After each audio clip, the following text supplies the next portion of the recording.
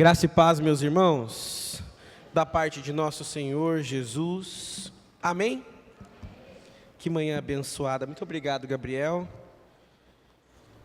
Estava com a minha filha aqui, contida na primeira fileira. Descobri que a Laura é assembleiana.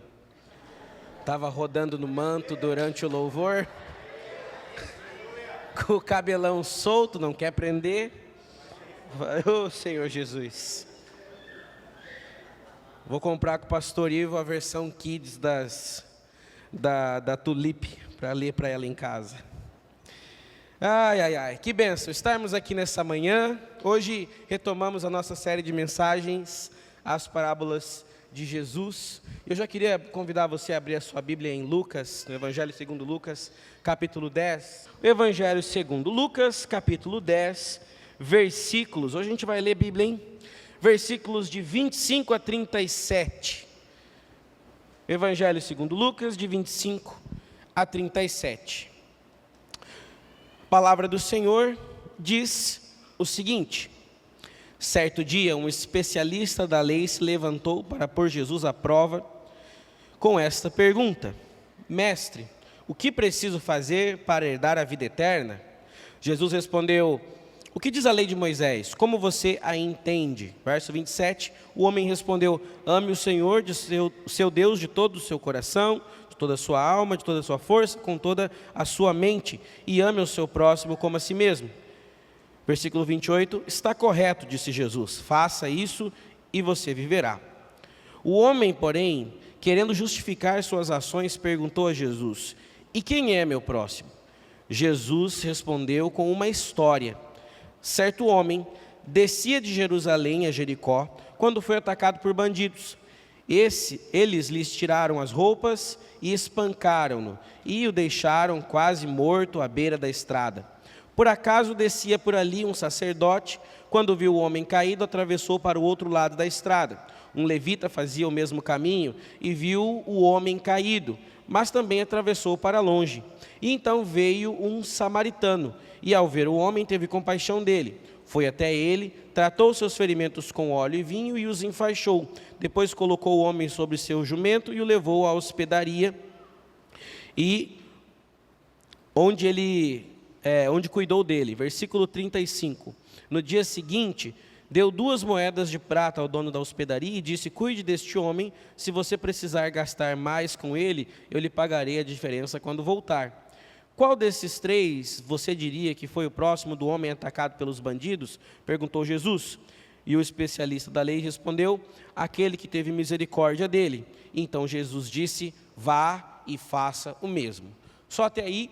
Já te convido a aproveitar que seu pescocinho está para baixo, fecha os seus olhos, vamos orar mais uma vez. Senhor Jesus, nessa manhã, nós estamos aqui para ser edificados pela palavra. Nós estamos sendo ensinados sobre as parábolas de Jesus e queremos prosseguir em edificação. O nosso clamor e a nossa oração é que o Senhor ministre para nós a sua vontade. Que o Senhor deixe claro para a gente a mensagem transformadora dessa parábola por meio do Evangelho, para que nós sejamos frutíferos, para que nós caminhemos como discípulos de Jesus, para que nós sigamos o conselho do Senhor. Nos abençoe a que nós sejamos fiéis, mesmo quando a palavra nos aperta e pressiona por um caminho difícil de seguir. Que o nosso coração se alegre em seguir a sua vontade. É assim que nós oramos, no nome santo de Jesus. Amém e amém. Esse texto que a gente leu é certamente uma das parábolas mais queridas da Bíblia. A história do bom samaritano virou basicamente até um ditado popular, quando se refere a alguém que é muito bondoso e benevolente. Ah, você é um bom samaritano.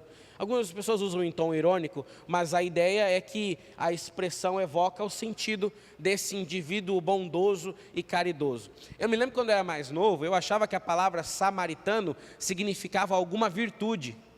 Alguma coisa tipo assim, um samaritano é uma pessoa extremamente bondosa.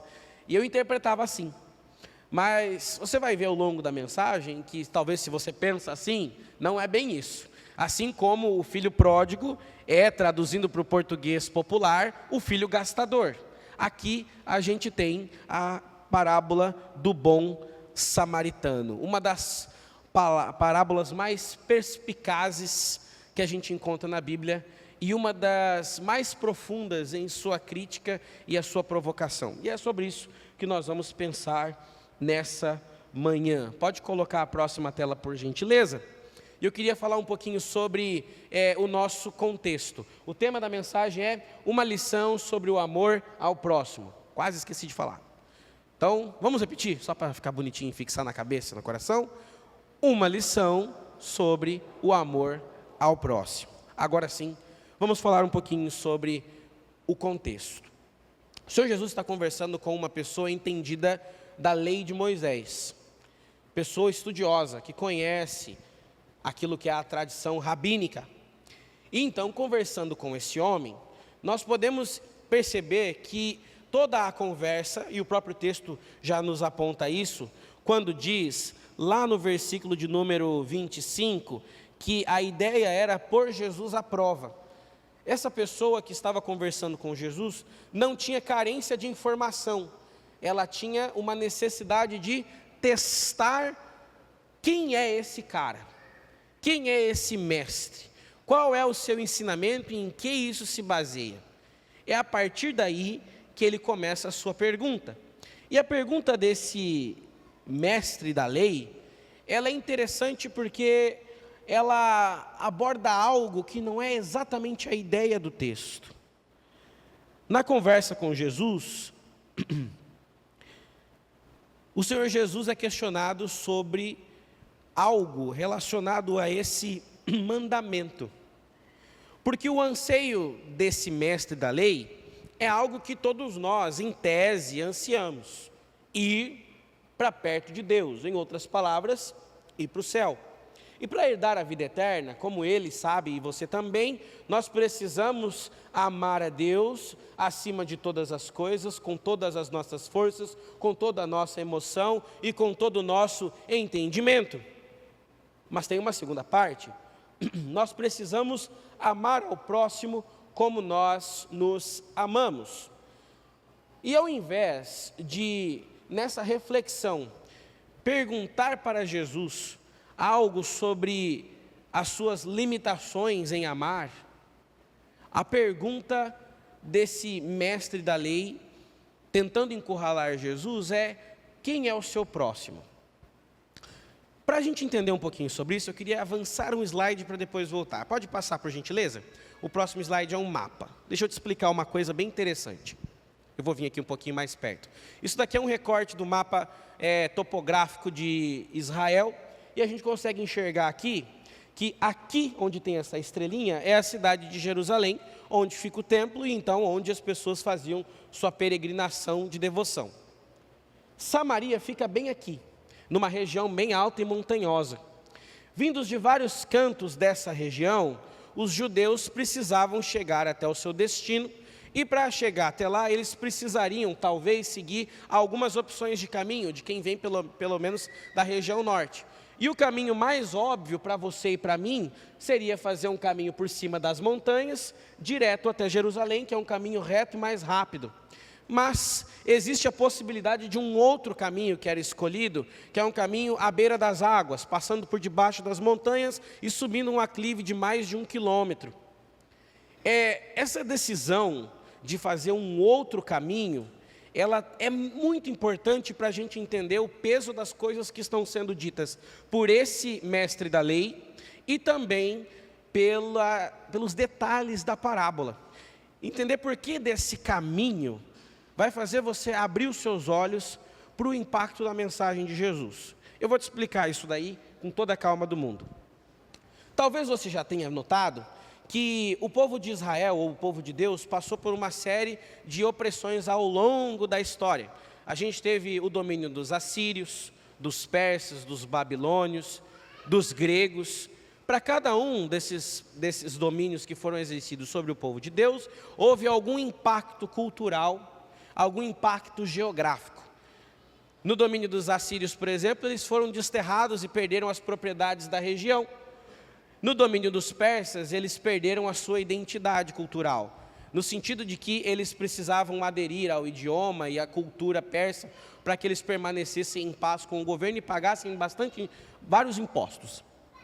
Pois bem, tendo esse contexto em vista, durante várias dessas experiências terríveis de dominação, em alguma delas, o povo que estava localizado na região mais ao norte da província, mais especificamente o Reino do Norte, se desfez antes do Reino do Sul, por conta desses conflitos políticos e bélicos. E é nesse momento que acontece o que, segundo os judeus, é a quebra dos princípios dos israelitas do Reino do Norte. Porque é por conta dessa mistura cultural e dessa dispersação que acontece no Reino do Norte, que o povo de lá se dá em casamento, e se dar em casamento, se você já participou da escola bíblica, você sabe que significa incorporar culturas, comportamentos, ideias, religião. Então é nessa mistura que acontece entre aqueles que estavam na região mais ao norte, com aquele povo que vinha de fora dominá-los, que eles, de acordo com o entendimento dos judeus, perderam a sua pureza espiritual e a sua pureza de sangue.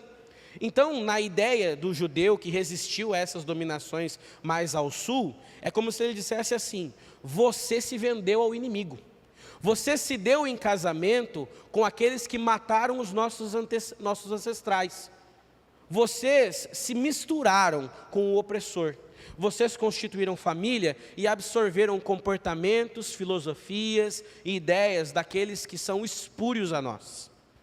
Essa é a mentalidade. Então havia uma rivalidade entre os samaritanos e os judeus tradicionais, porque um povo se considerava guardador e zelador do sangue e da espiritualidade judaica, enquanto o outro era considerado impuro, miscigenado e traidor da própria causa. É nesse contexto que nós temos uma rivalidade entre dois povos que Jesus conversa com o mestre da lei. Bom, você jamais vai ver esses dois povos se misturando de forma amistosa. É por conta disso também que os caminhos, pode voltar lá no mapa por gentileza? Os caminhos que eram feitos eram diferentes. Enquanto os samaritanos desciam direto para Jerusalém pela parte alta do mapa, aqueles que vinham da parte lá ao norte precisavam passar costeando. E a gente tem nessa história uma parábola que fala da relação que acontece exatamente nesse trecho, entre Jericó e Jerusalém, a parte mais alta. Ok? Conseguimos entender o contexto? Agora começam os nossos problemas. Por que os nossos problemas? Porque para responder ao coração desse mestre da lei, o Senhor Jesus começa explicando a história de um sacerdote, um levita, um judeu e um samaritano. É nesse momento que nós enxergamos o contexto onde os riscos todos estão apresentados para nós. Ali naquela região, estava descendo do templo, indo em direção a Jericó, um judeu tradicional. Enquanto passava o seu caminho, ele foi assaltado.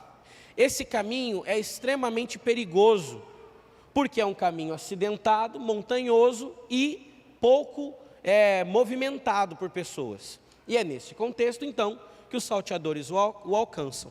Descendo por ali, é comum que se passem, então, de certa medida, judeus praticantes. Então, o sacerdote e o levita passaram por ali.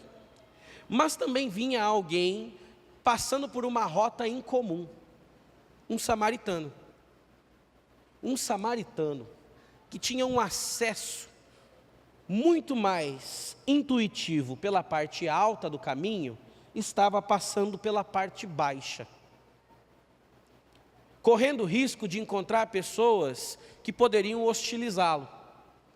É nesse contexto que as coisas vão ganhando peso.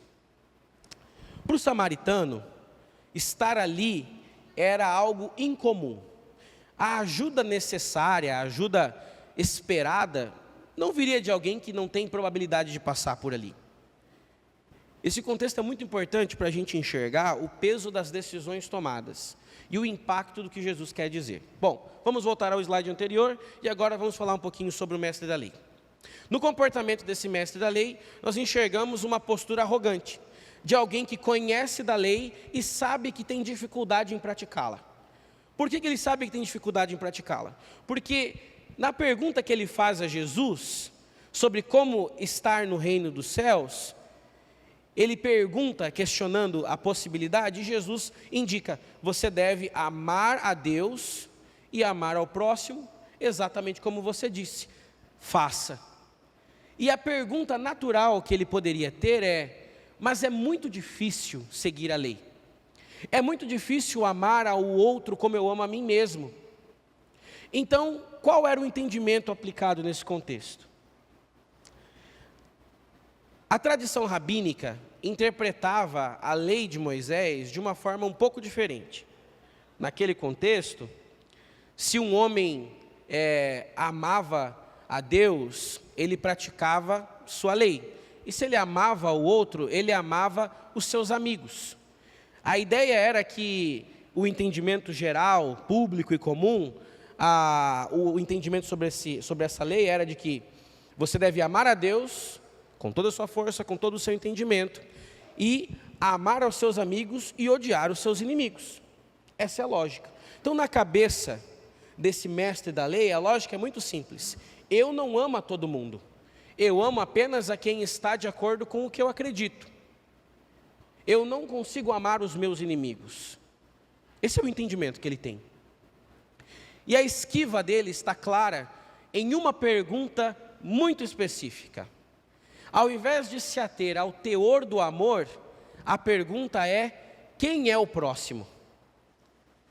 Perguntar quem é o próximo é uma forma de dizer assim, olha, eu amo o meu próximo. Quem que o senhor acha que é o próximo? O senhor consegue entender que deve ser alguém que eu amo e que está de acordo com a lei de Deus? Alguém que caminha da mesma forma como eu? Ou o senhor tem um outro entendimento? Porque esse homem consegue enxergar, olhando para a lei, de que ela é algo complexo. A melhor forma de se praticar ela é praticar uma parte dela. Com isso eu queria deixar uma frase para você. Quem não muda de comportamento, muda de doutrina. Guarda isso no seu coração. Quem não muda de comportamento, muda de doutrina. A lógica é mais ou menos assim. Se a palavra de Deus, pregada em uma igreja honesta, te confronta no seu pecado, e você não está disposto a melhorar em relação a esse comportamento, é mais fácil mudar o seu entendimento sobre como esse mandamento se aplica. É por isso que algumas comunidades torcem o entendimento tradicional do texto para falar sobre a legalidade de alguns tipos de relacionamento, sobre alguns tipos de comportamento, e joga no contexto histórico as desculpas para a gente dizer isso aqui é coisa do Antigo Testamento. Não, mas isso aqui não está bem interpretado. Isso aqui precisa ser atualizado. Você já ouviu esse discurso por aí?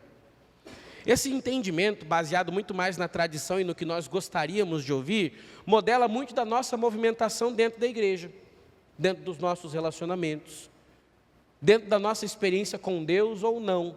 Porque nós podemos fugir de perto de Deus, tentando modelar a vontade e a palavra de Deus para aquilo que cabe. Então, alguns textos eles são contextuais porque nos convém, outros são literais também porque nos convém. E aí, a gente monta o nosso próprio evangelho baseado no nosso entendimento de tradição. É perigoso isso, porque para o samaritano, na cabeça dele, ele não conseguiria e não tinha dever legal de derramar misericórdia e compaixão contra os seus inimigos. E Jesus traz o entendimento para o texto sobre algo muito mais profundo. A parábola fala sobre o amor que vem do improvável, inclusive correndo os seus próprios riscos. Olha que interessante. O samaritano transitando por onde estava, naturalmente era o próximo salteador a assaltar aquele rapaz que tinha sido encontrado antes pelos bandidos. Porque era alguém de uma fé diferente, de uma origem diferente, de um comportamento diferente. Se alguém certamente deveria não se importar com o judeu ali à beira da estrada, era aquele que era diferente. Mas a história narra de um jeito diferente. Quem passa ignorando são justamente aqueles que deveriam ser os seus companheiros. Sabe por que eles fazem isso? É justamente porque o seu entendimento da lei está invertido. O sacerdote não toca no homem ferido e moribundo porque acha que será despurificado ou se tornará profano. Então ele passa de largo. O levita, a mesma coisa. Como poderia ele estar adorando ao Senhor com as mãos impuras? O entendimento errado sobre a lógica dos mandamentos faz com que a gente caia em legalismo. E esse é um texto que critica fortemente o legalismo. Sabe o que é o legalismo? É o cumprimento da lei no duro. É o apego às palavras de forma áspera, principalmente quando nós estamos falando sobre a palavra de Deus. Nós podemos fazer da Bíblia uma ferramenta para justificar ações de amor e compaixão e acolhimento, mas também podemos interpretar pela nossa vontade para justificar dureza, afastamento e indiferença. Vocês entendem isso? A falta de devoção e de humildade diante da lei de Deus pode fazer com que a gente diga: não, mas eu cumpro a lei. Não, mas eu sigo a lei. Mas nós não vivemos, eu acho que no direito se usa essa expressão, o espírito da lei. Nós não vivemos o espírito da lei. Isso é extremamente conflitivo.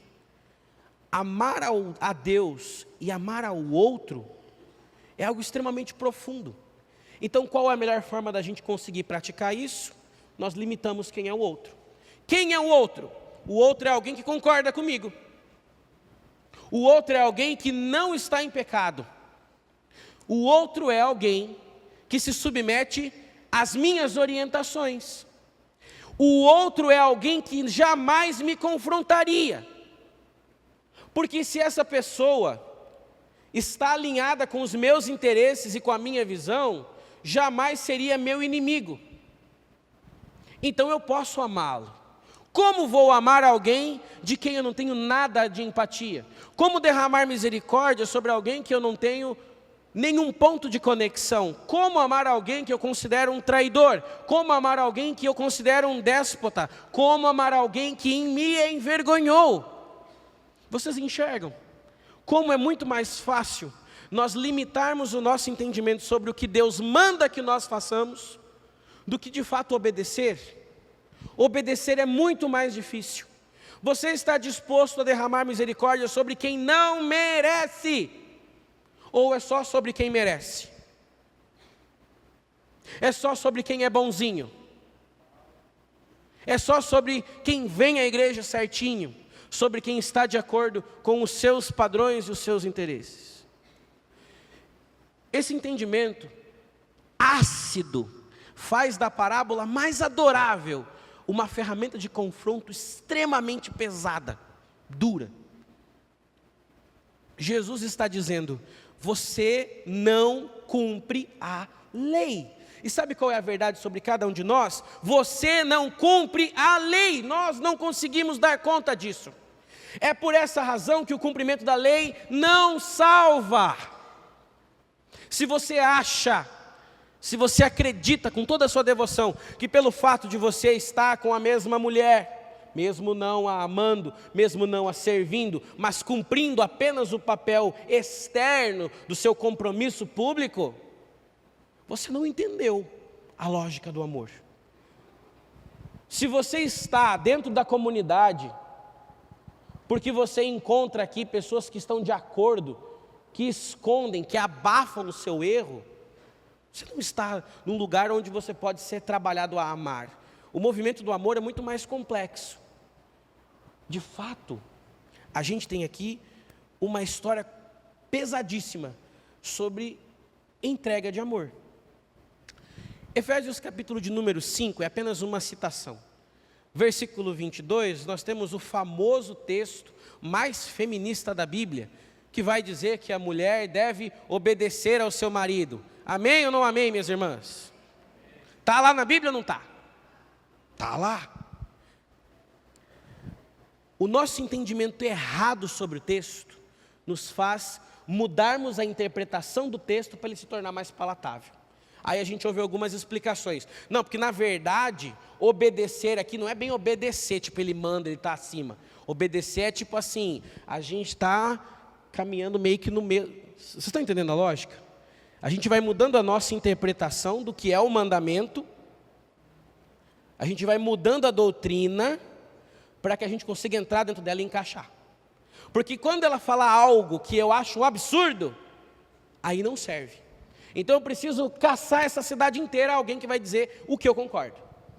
Sabe as maiores dúvidas que eu tenho, que eu recebo de dúvidas bíblico-teológicas, são dúvidas onde a pessoa tem uma resposta e ela quer encontrar uma resposta que esteja de acordo com o que ela tem de expectativa. Nem sempre as Escrituras vão seguir esse caminho, esse não é a proposta da lei de Deus. E aqui nós temos o Senhor Jesus dizendo, você não consegue dar conta, tem apenas uma coisa que dá conta, apenas algo que pode ser feito para resolver esse problema, de salvação, graça. Sabe por que na história nós não chegamos na graça? Porque nós ainda estamos ali na lei, nós ainda estamos discutindo os méritos, nós ainda estamos discutindo os nossos direitos, mas eu orei, cadê o meu milagre? Mas eu amei, quem? Mas eu servi, quem?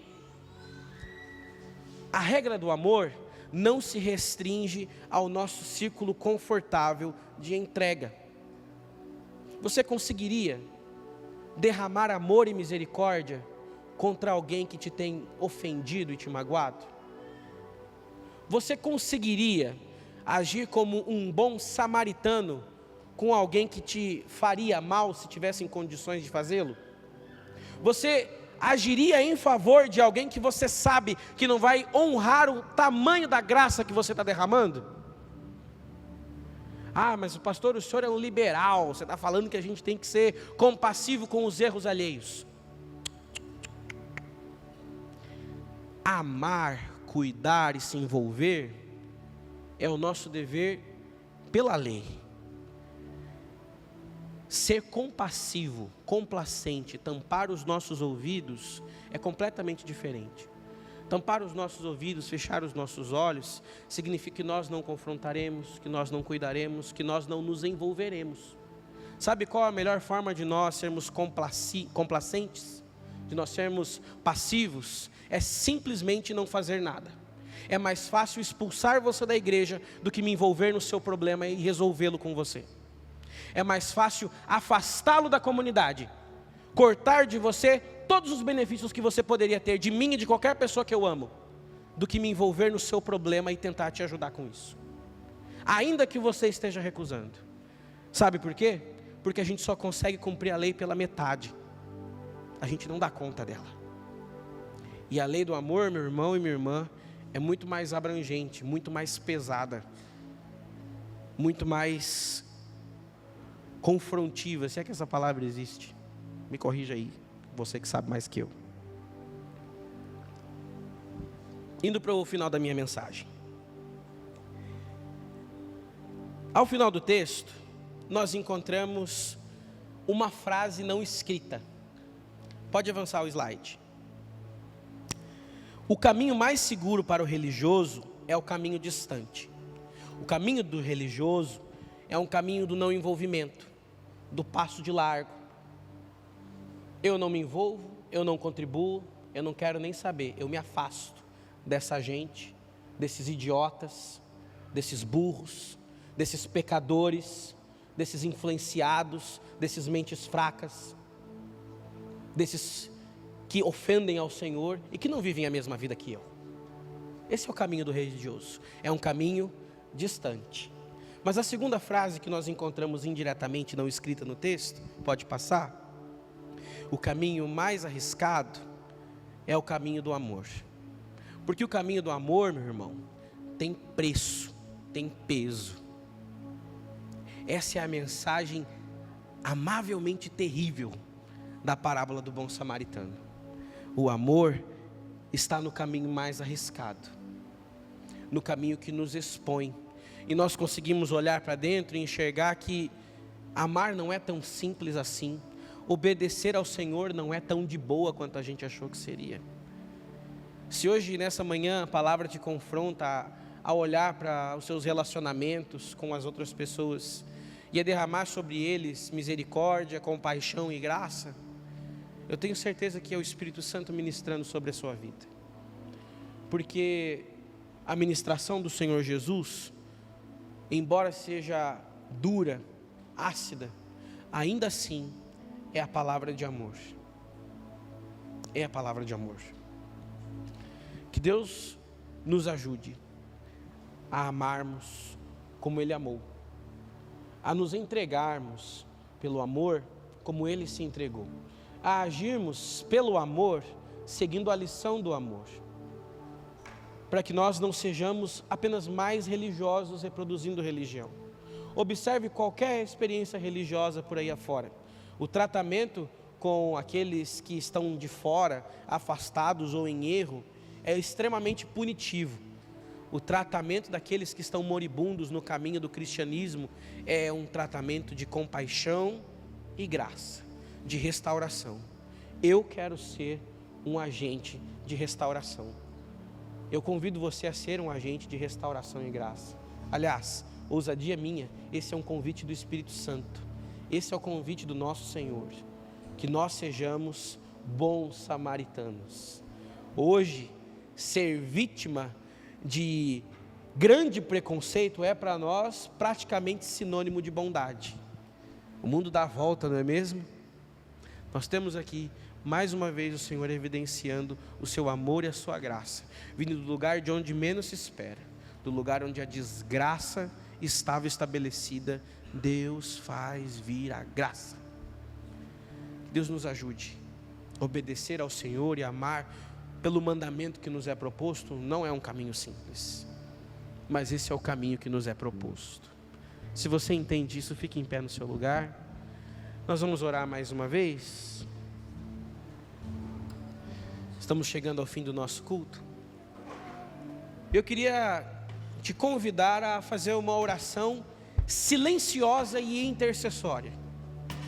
Eu queria te convidar nesse momento a fazer uma oração aí na sua cabeça, por alguém que você não teria coragem de orar em voz alta, pelos seus relacionamentos, que precisariam dessa misericórdia, dessa bondade imerecida.